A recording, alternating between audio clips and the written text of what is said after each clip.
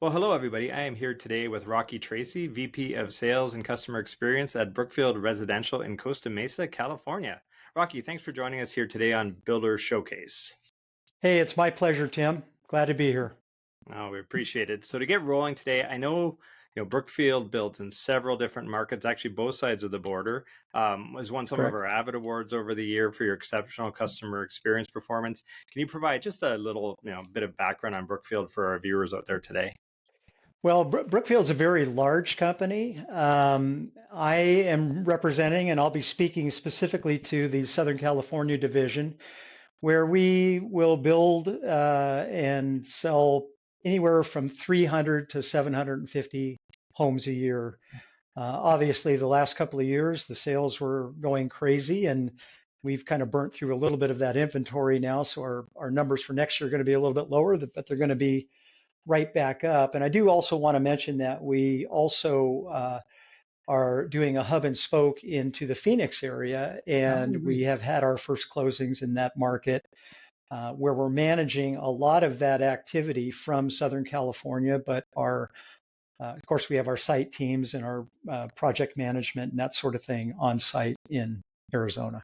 Oh, that's it. So what's your pipeline position look like for Arizona? You got lots in the Well, this year I think we've got about maybe 35 closings. They're going to kill me if I've got the number wrong no, no, there, I won't but hold you it to has it. not been my area of focus. I doubt it. Uh, Yeah. but we plan to be up in the 500 a year, Oh, that's and awesome. we're starting that process.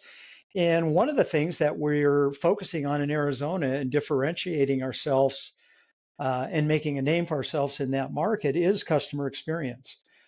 So, being able to compete on some of the other levels of the brands that people are familiar with in that market, we think that we have a really good shot of making a standout. And we've already had our first closings, and we have some raving fans from those Oh, folks, wonderful. and some third-party endorsements from the brokers that brought them in that appreciate the service that they received through Brookfield. Oh, that makes a That's big going good difference so too. far. Yeah. Oh, that's Yeah. awesome. Yeah, we were chatting with a client a couple weeks ago, and they said, what the brokers say in the market has so much to do as well with success levels. That third-party endorsement carries a lot of value. It also costs a lot of money to have the brokers bring the customers in. So we also love the word of mouth from our customers. We call them our Brookfield enthusiasts, Love and those referral sales are what we do everything for. We want to make sure that people feel comfortable and confident to be able to refer a friend, a relative, a coworker, and know that they're going to be well taken care of. Oh, for sure. No, it's so important. I love the idea of differentiating on CX and customer experience. Yep. Well, we recently released, it was our 2023, we called it the State of CX, State of Customer Experience Report. The Mhm. research, we should have done it years ago. We've sit on so much great customer experience data for this industry. It was great getting this to market. But when we started getting into the data and putting on our data hats, we saw that one of the things that popped out was this idea of confidence in my builder had a Mm. really high correlation to total customer experience Yeah. performance in general. Mhm. Our data shows that Brookfield Southern California's division is not just performing well in this idea of confidence at move-in, but you're also sustaining that, which is the trick too, like out to year end, that long-term advocacy stage.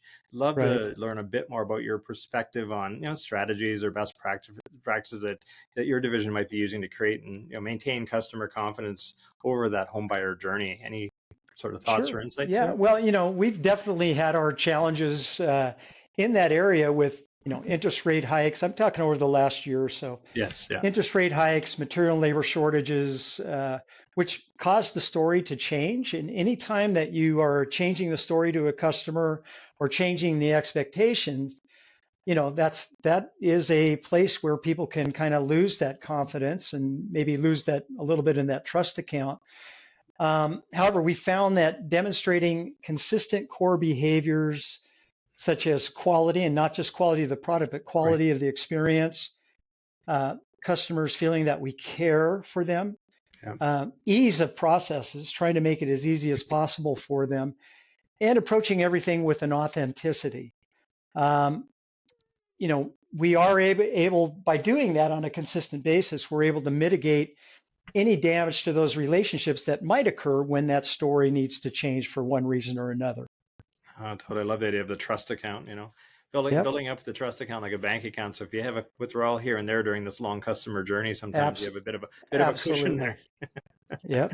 That's great. Well, you alluded to this idea about, the market conditions. It's been such a different, we've weathered quite the storm with, a global pandemic right into generationally high interest rates and inflation and some of the crazy stuff. I think our industry always is, I've been in it for far too long. I think, we were sharing that before the interview, and we've both been in it for a while.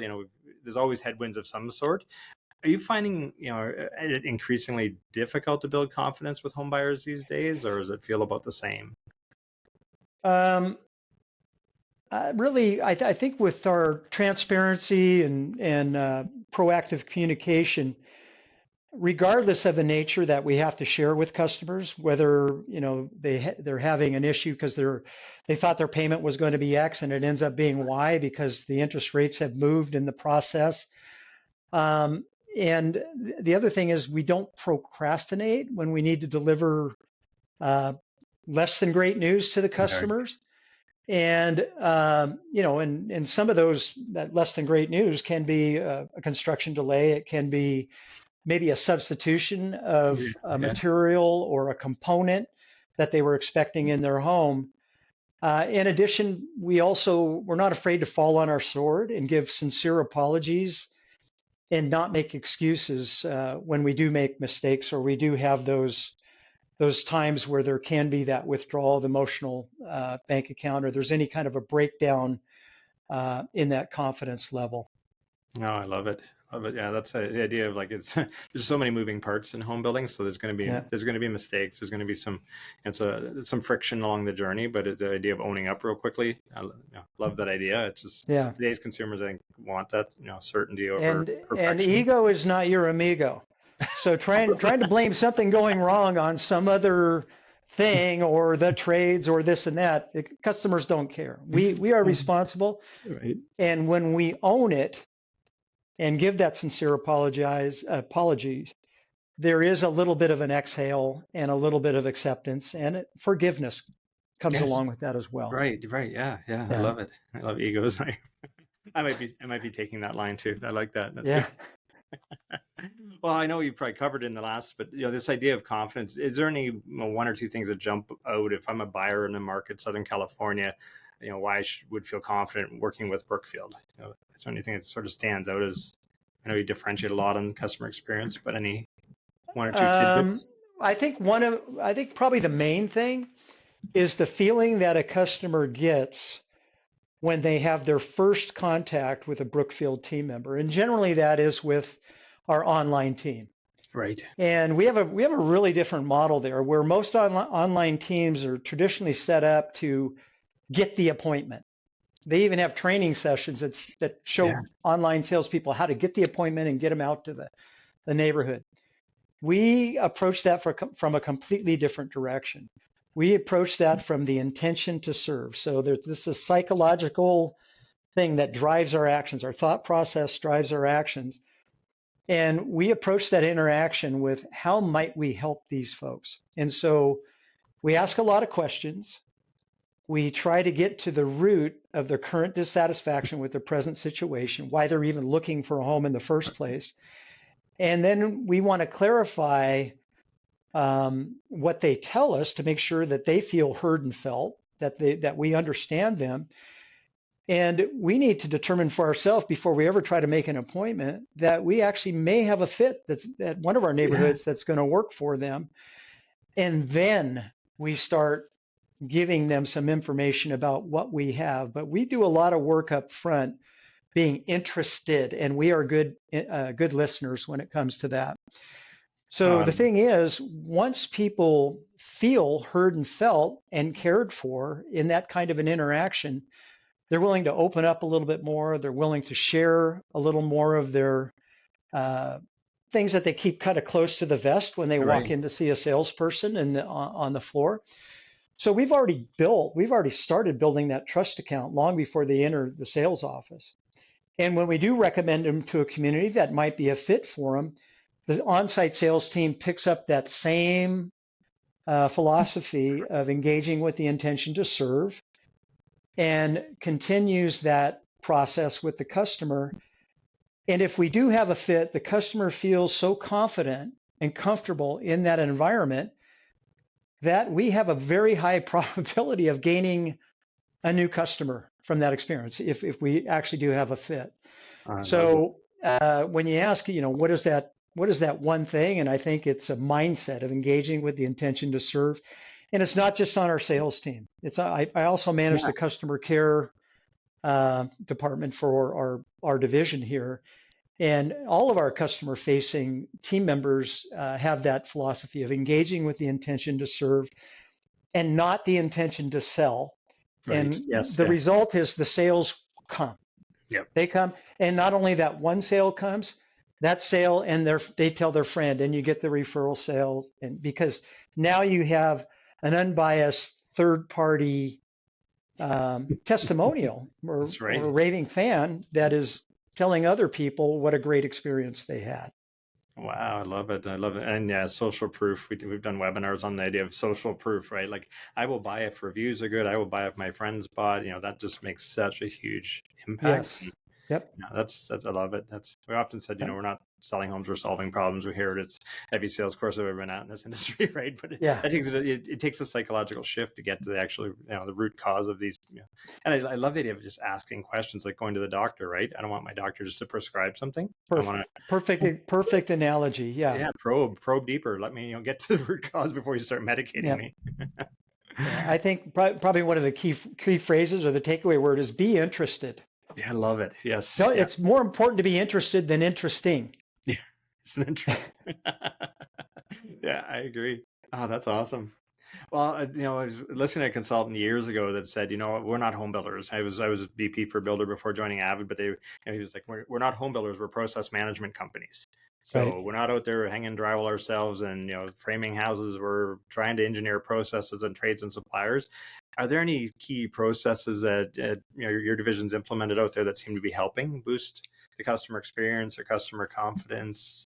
Do you think of? Yeah, I would say that one of the things that's been very helpful is the customer portal, which once we have a customer in the queue that they've actually done an actual purchase Right. agreement, all of their documents for their association, the purchase documents, the specifications for the home, the homeowner portal, it actually morphs right into the homeowner portal for customer service requests and has all of their service and maintenance records, all of the serial numbers and categories of everything in their home that they'll ever need to know, and it's available at their fingertips at their convenience. And that is from a technological perspective, that's one of the things that I think helps buyers or customers feel real in a little bit of control and not so dependent on having to call a sales office or having to call Right. the construction manager to get some specific information. It's something that they'd be regretting making the call so much that they wouldn't make the call, where they can just pull it up on their computer at their convenience. Yeah, just have it at their And then fingertips. as far as so that would be from a technological Yeah. aspect.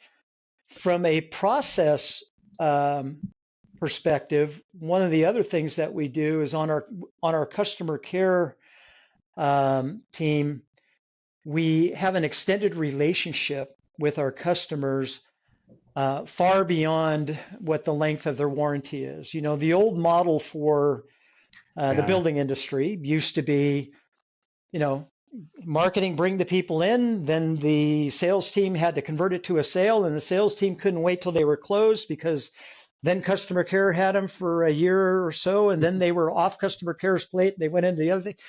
And so we are looking really more at a customer for life and not as a transaction. We don't want a Yes. customer for one transaction. We want that customer. So we continue the relationship after they've closed with the sales team. They will actually check in with the customer and do what we call a post-close cuddle about 3 weeks after they've moved in, just to check in to see how things are going, how they've settled in. Is there anything that we could help you with, or have you run into anything that I need to explain to you, access to the portal or how to do service requests or whatever it happened to be. And that's one of those unexpected pleasant surprises because the customer, they don't expect the salesperson once it's closed and they've got their commission to be this person who's coming, reaching out and asking them for help. Yeah, totally. But we do that. And then in the customer care arena, while they're on warranty, we are making proactive calls at certain intervals where we're asking them is how are things going on your home? This is without an active service request. And you might say, well, gosh, they mean they're looking for work to do? Right. Well, the reality is the little bit of work that they end up getting extra, sometimes a stitch in time saves nine. So Yeah. by going in and taking care of that thing, it prevents a bigger problem or the customer living with something and thinking about it in the back of their mind over a length of time. So we see a lot of value in that. And just the fact that we've proactively communicated is the delight factor that the customer is pleasantly surprised because they would never expect that. Right. Can I come and check out and see if there's anything that needs attention in your home? Like when does that happen? That's never been the norm, right? That's not the And, industry. yeah, and then we also have after the warranty period, we now have an extended relationship where we will come out and meet with the customer and we will perform and instruct them and show them how to do some of the maintenance items that the customer is going to be responsible for doing for the next several years on their home to keep it in tip-top condition. So we walk them through how to recaulk the tile in the bathroom or how to change the furnace filters or the batteries in the backup batteries in the smoke detector or the garage door opener or anything else that the customer may want a little bit of a little bit of education on, just so they feel like they're doing what they need to do to keep their house in great shape. So we're finding that that's where we're also getting that second word of mouth, where we get the repeat customer, and then we also get the referral customer because of the way that they were treated after close of escrow. Oh wow, that is so. Yeah, and it's just not the way our industry has ever been been structured, right? It was like, don't bug the homeowner. They might give us more work. Don't, after the 12 months is over, we can move on. Right. I love it. I guess you alluded to a couple of things on my talk track a little bit too. Any other software you can think of that has been helping in general? Any technology beyond? Our software is changing so much right now. I mean, we've gone through a company-wide change of systems. Of course, we're working with Salesforce and HubSpot and Conesys and all the other ones. Which a guy at the stage of my career, some of those I'm not jumping in to learn because it's one of the things that I won't have to do in the future. But of course, we're trying to stay on top of the technology. But going back to the customer portal, I think that even though we've had one for a long time, we've been able to improve that. And it is linked into all the other systems. So instead of having to re-input information and duplication of effort, if it's in our system, it's available.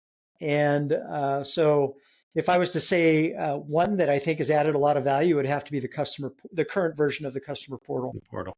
Yeah, Yep. I love that idea that given them, it's been the industry has been strange, at least in my perspective, because you buy a car, you get all this information. You buy any other product, you get all this information, and you buy the largest purchase of your life, and you get a thumb drive, or you get a drawer full of manuals. Yep. Oh, that's awesome. Well, you were talking about relationship. That was kind of on my hit list as well. This idea that confidence. If you don't have a relationship building with the customer, it's hard to build their confidence.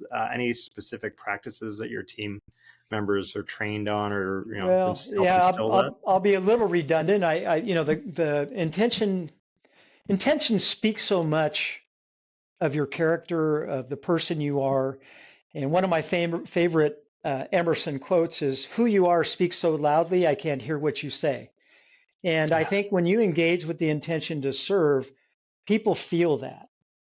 And when you engage with the intention to serve, you personally don't feel like you have to do something. You change have to get to. I get to do this thing. I get to help make this person's dream home what they want it to be. I know that sounds very lofty and altruistic, but there's a dual benefit to it because you're going to have more joy in your days at work if you approach your work from that perspective than approaching it from, let's say, our customer care department as the complaint department, and I got to go talk to this Right. buyer about Yeah. that thing that went wrong. It's a mindset. It's a mindset, and it's a recipe for a great day. And if you have a great day, you're going to have a great week. And if you have a great week, you're going to have a great year. And if you have a great year, you're going to have a great life. So why Right. not embrace some of these things that are win-win? You're going to feel better about it. Customers are going to feel better about it. You're creating job security by getting those raving fans and by also getting those repeat customers. So we're actually feeding back into the mouth that feeds us. Right. Yes. And Yeah. yeah, so it's if I was to put it down into a nutshell, I would call it the have the best intentions when you're serving your customers. Yeah, I love that. Then it just, sales become an outcome. Good warranty service becomes an outcome instead of it's a destination that just happens that way. Right, right. Well, I think ultimately, the other thing we talk about a lot is the idea of quality. Quality of the Yeah, product. I've been saying for years, you can't miss on quality. It's table stakes to play now. But again, in home building, you can't. I've built hundreds of homes. I've never built a perfect home, but yeah. there's still a level of quality. So, when it comes to a new home, what is it about your division at Brookfield that would, again, make a customer feel confident that they're going to get a good quality product, is in Yeah. their Well, spec you're or in their correct. design. I absolutely agree with you that the product quality is table stakes right now, and it has to be there. And at the same time, I'll say that the quality in all aspects of the experience I'd mentioned earlier, the quality of the communication, it not only has to be proactive, but it has to be accurate information. You can't be proactive and giving people the wrong information. That's not a good formula there. And the customers feeling cared for uh, are comfortable and confident that they will be taken care of. So having quality in those relationships and building those trust accounts, and you got to remember that trust it only has forward and reverse. There is no neutral in trust. So you got to be building trust on a regular Ooh, basis because there are inevitably going to be those times where there's going to be a withdrawal from the trust account, not on purpose, not intentionally, not maliciously, but things happen. We know that things happen during the course. But when you have that high balance in the emotional bank account, in that trust account with the customers, um, they have we have high confidence that the customers will forgive us right. and accept that, you know, of course, in the beginning, we have all the checks and balances to make sure that we deliver a quality product. But we all know that once people are living in their homes, there will be service items that are going to come up. There will be things that everybody missed, including the customer when they saw their home prior to closing, because they didn't see the cracked tile because they weren't sitting in the bathtub and looking straight across at eye level. So Yeah. we know we're going to have those things, but we also know when we have that high balance in the trust account, customers will forgive us and accept those adjustments and corrections that need to be made over time. Um, and you know, it's it is so much relationship driven that sometimes companies that are metrics based driven lose sight of the value of the relationships. Metrics are important and they absolutely Yep. have their place. I mean, we would never meet business plan if we didn't have proper metrics in place. Um, but there is that EQ, or as Jack Ma Right. called it, the love quotient, the LQ, that is invaluable, and that is the one thing that's going to set us apart from AI. There's a lot of things, a lot of processes that can be improved by accurate, continual information through artificial intelligence, and yeah, there'll be some human beings that are replacing that, but Oh, yeah. Yep. AI can only simulate uh, real empathy.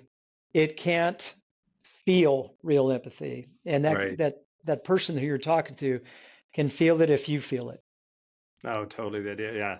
Relational versus transactional. We've been beating that drum for a while. If you're trying to, and the Right. litmus test, we always said, if it's transactional, a good litmus test is you're trying to get something from the conversation or trying to get, something from that customer or prospect versus if it's relational, it's you're trying to build something from it. It's just, Right. like you've said, different. It's the mindset. It's really the Yeah. sort of the psychological shift. Yeah. And I don't know if I answered specifically your question.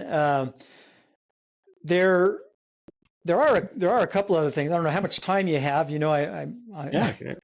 My words are easy, so because I am And bring them passionate on. about Bring it. them on. So we know that there will be issues in building in a new home, and we're going to have those pain points and those paints of friction. Um, so when I say the term going above and beyond, I admit it's an overused term, so it can sound a bit hollow. However, if you also put your money where your mouth is in finding a remedy to those solutions, it's not hollow at all. It's rock solid. Um, and I'll give you a recent example of that. We had a completely unexpected 30 plus day delay that occurred very late in the building cycle. That actually it was less than 1 week from the scheduled delivery. We had already given people Oh, okay. their homeowner orientation tour Yeah. and their welcome home tour dates. And we were actually going to, the date that they would be moving in. It was all set. It was less than a week. Oh, And this particular delay affected 30 of our customers at this one particular community.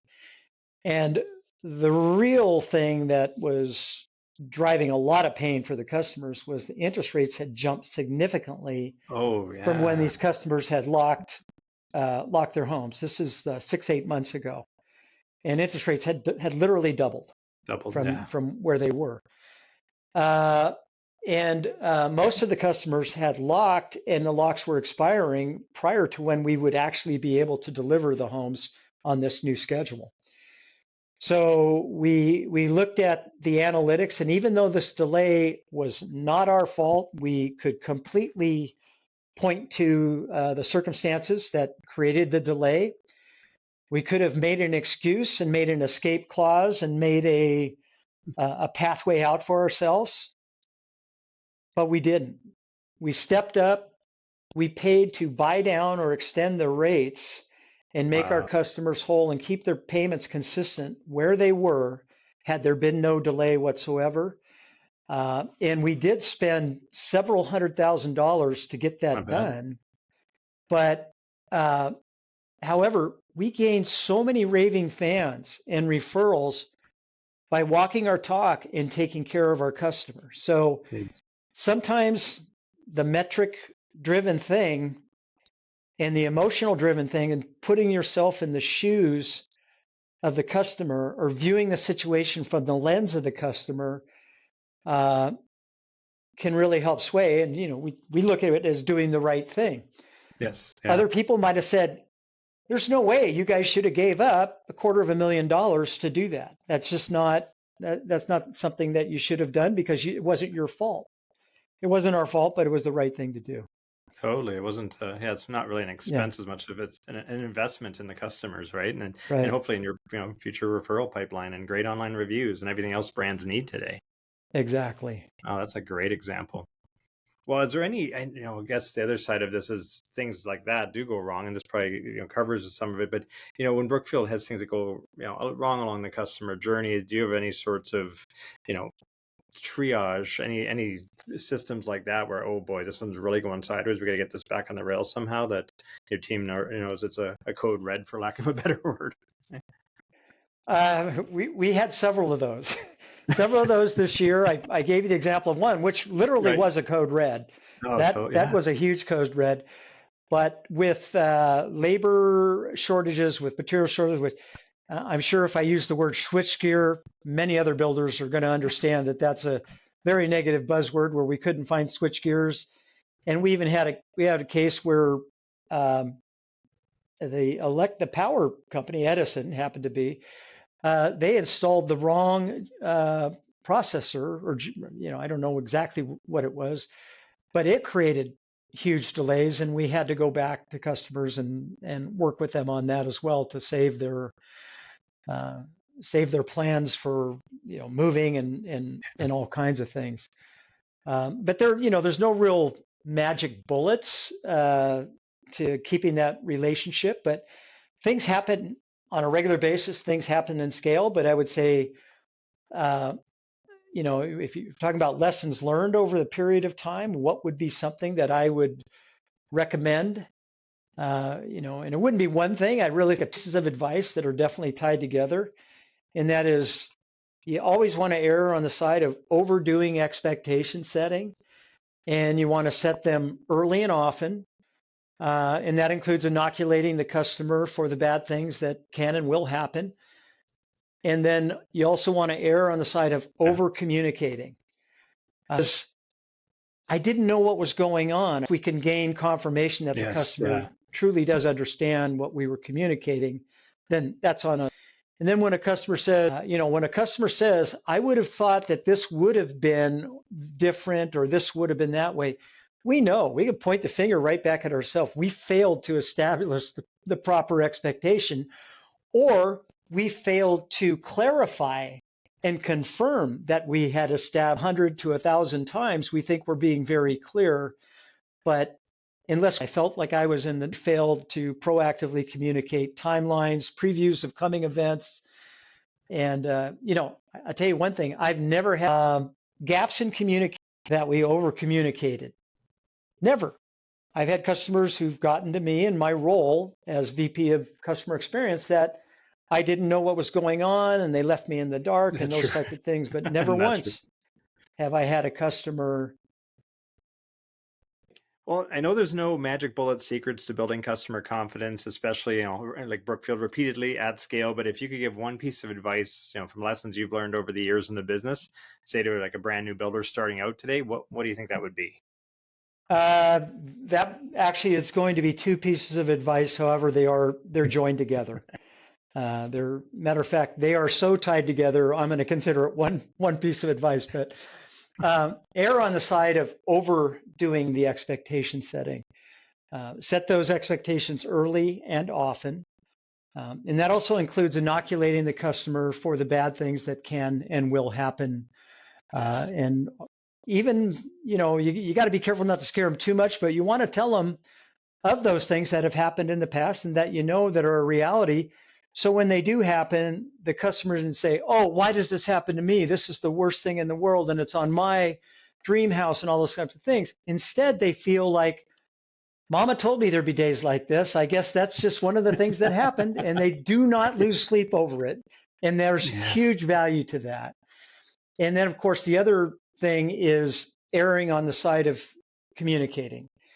When a customer says, I would have thought that this particular thing or that particular thing would have been different, or I thought they was going to go this way, we know, and we got to point that finger back at ourselves, those four that are pointing back at us, we failed to proactively communicate.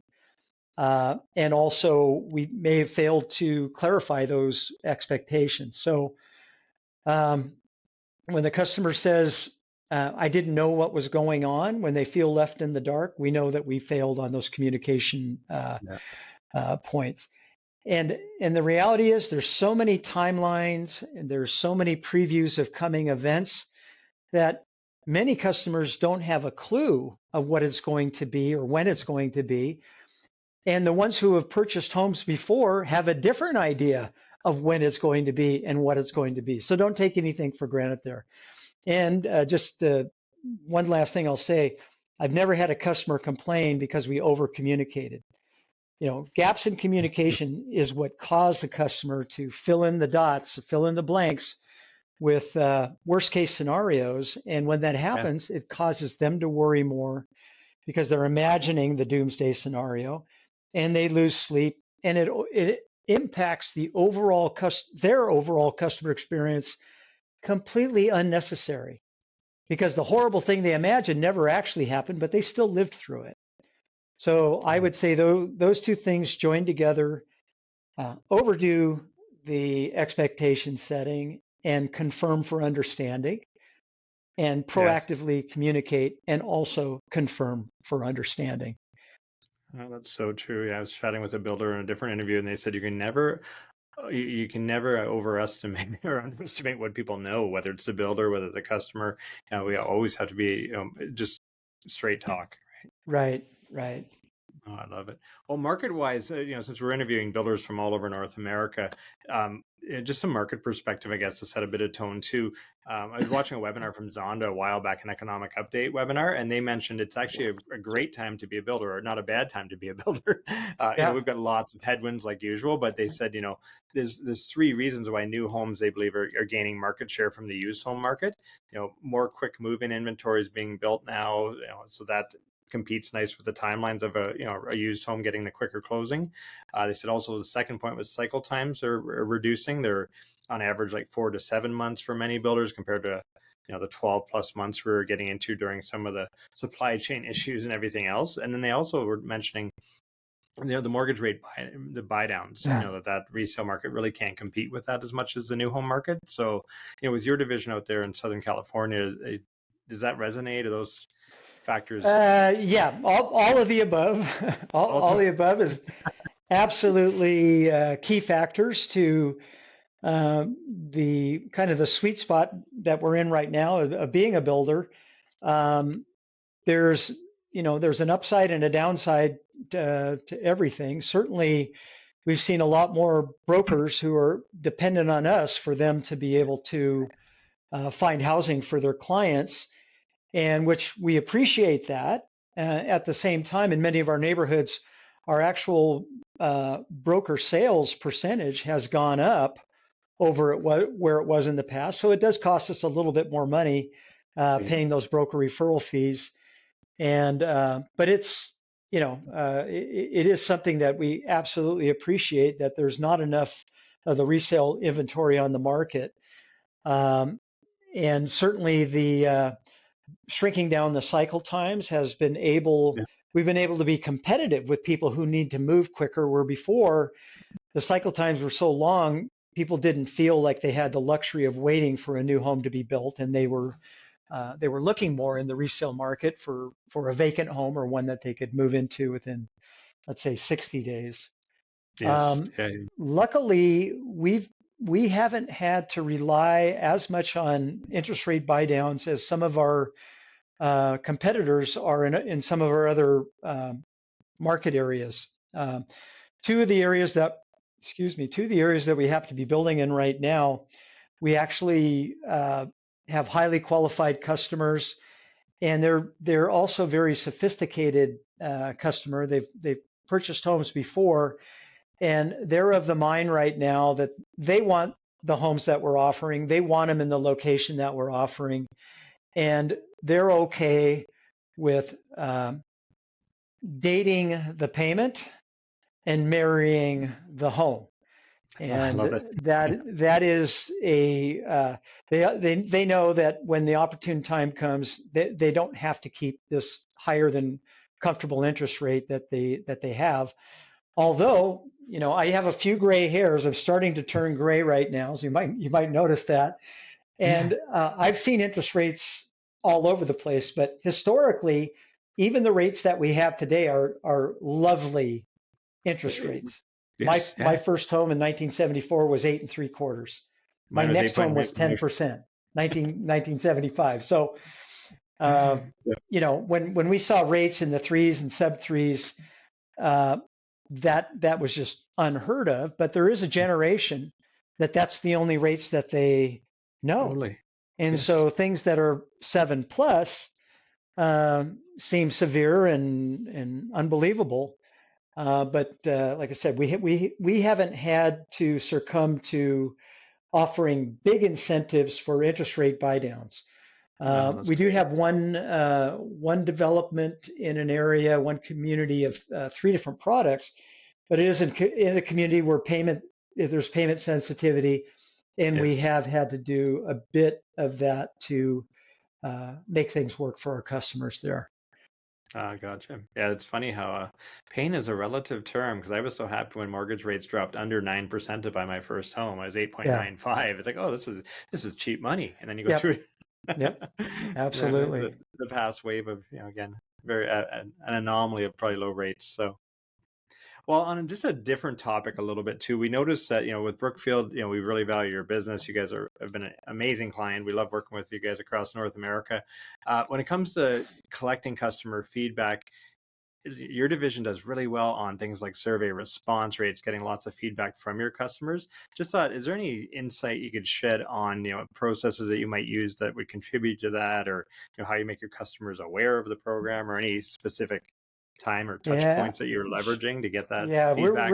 we do a very thorough job of that, but if I was going to boil it down to the key to the success is we take the curse off of asking for a survey.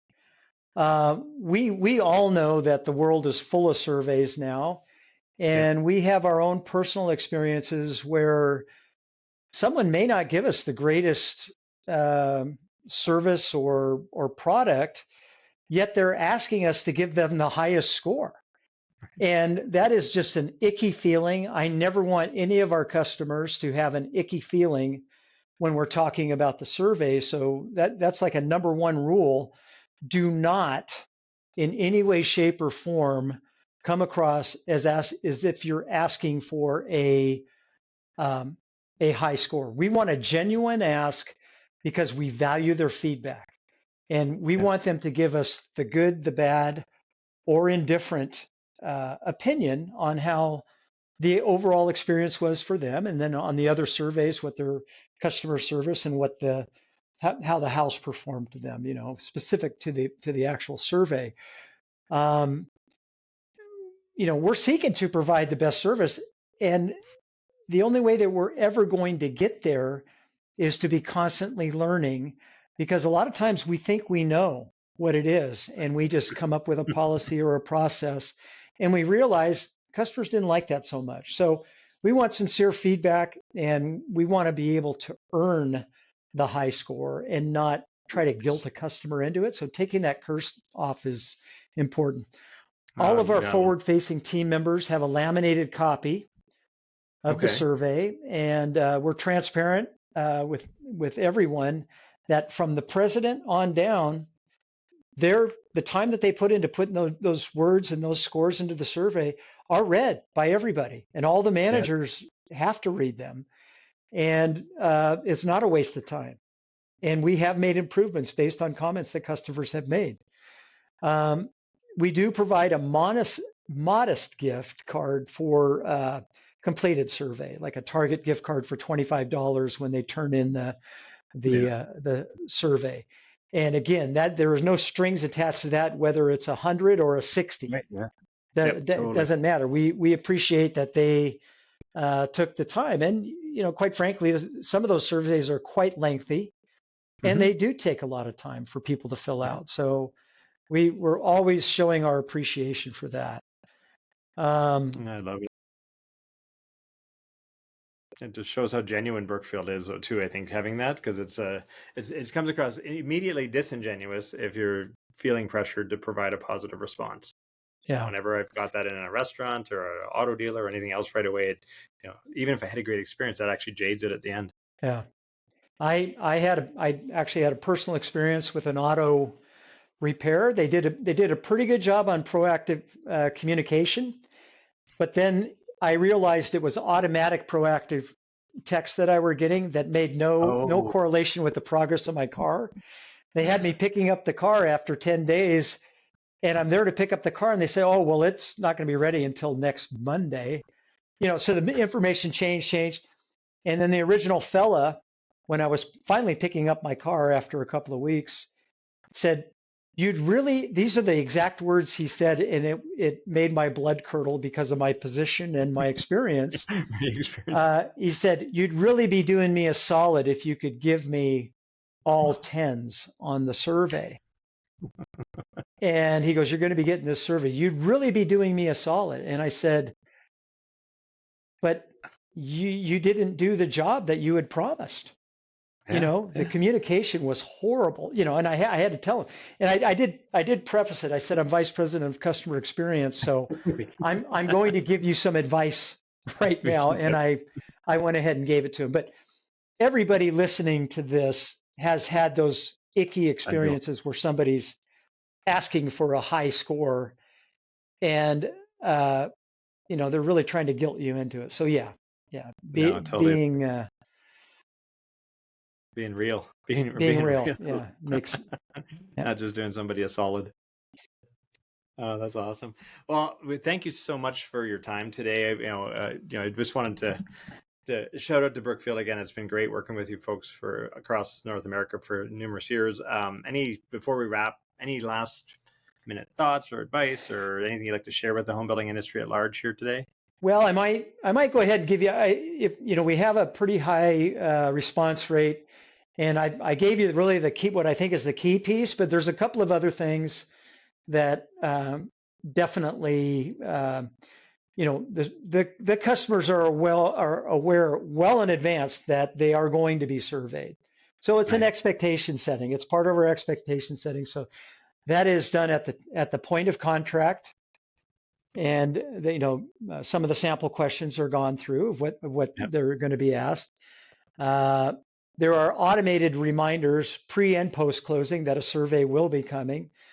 During the build process or the journey of the house being constructed, various departments who are in contact, the representatives who are in contact with the customers, do also mention, the design studio, for instance, and say, and by the way, I want to remind you that you will be getting a survey, and these are the questions that I will be uh, being judged on, and we want your true and honest opinion on how you think that I did, and how my services helped you.